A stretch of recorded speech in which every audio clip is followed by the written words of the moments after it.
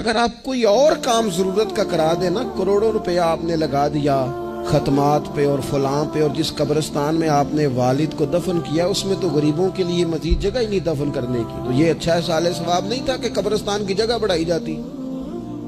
یہ اچھا احسال ثواب نہیں تھا کہ مسجد کا ماحول دیکھا جاتا، علاقے کے غرباء پر نظر کی جاتی؟ وہ لوگ جو بیچارے قرض کے نیچے آ کے پوری طرح دب گئے ہیں، نفسیاتی مریض ہو گئے، ان غریبوں کو دیکھا جاتا، یہ احسال ثواب نہیں تھا؟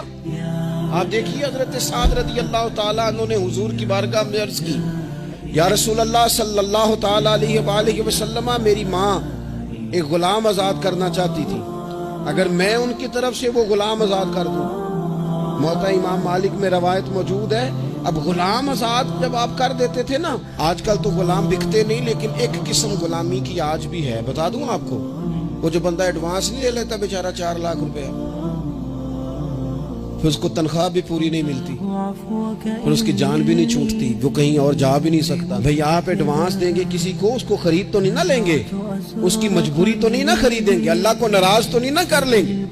آپ ایڈوانس دیں لیکن پھر اسے تنخواہ بھی تو اتنی دیں جتنی معاشرے میں روٹین سے ہوتی ہے۔ یا رسول اللہ اگر میں غلام آزاد کر دوں اپنی ماں کی طرف سے، چل تو بھی کسی کو ایڈوانس معاف کر دے ماں باپ کی طرف سے، چل تو بھی کسی کو چھوڑ دے قرضہ ماں باپ کی طرف سے، چھوڑ دے، کچھ نہیں ہوتا۔ رسول کریم علیہ السلام کی بارگاہ میں عرض کی حضرت سعد نے، یا رسول اللہ صلی اللہ تعالیٰ علیہ وسلم، اگر میں اماں کی طرف سے غلام آزاد کروں تو ماں کو ثواب ملے گا؟ حضور نے فرمایا کرنا، ملے گا نا تیری ماں کو ثواب،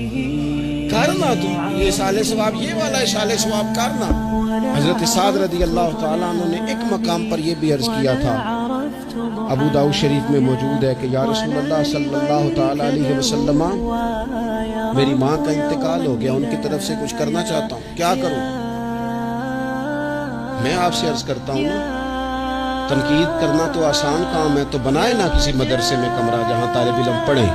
والدین کی طرف سے بنائیں، جا کے دیکھو نا، یہ بات کرنا تو آسان ہے کہ ہسپتالوں میں ایک بیڈ پہ 4 لوگ پڑے ہیں، تو آپ اپنے والد صاحب کی طرف سے ہسپتال میں 2 کمرے بنوا دینا، آپ کو 20 بیڈ پہنچا دینا، آپ جا کے بات کریں کسی ٹرسٹ والے سے اور کسی سرکاری ہاسپٹل والے سے کہ لائنوں میں لگے ہوئے ہیں لوگ، ہارٹ کا پیشنٹ جو بیچارہ قریب ہو جاتا ہے موت کے اور اس کا ٹیسٹ ہی نہیں ہو پاتا، مشینیں نہیں چلتی، تو آ کے پڑھے نا۔ کیا یہ کام نہیں ہے؟ دور بیٹھ کر تنقید کر دینا اور تھوڑی دیر تبصروں کا مزہ لے کے چپ کر دینا، یہ تو کوئی بھی کر لے گا، لیکن عملی اقدام کس نے کرنا ہے؟ حضرت سعد نے عرض کی، حضور اماں چلی گئی ہے، ان کے لیے کیا کروں؟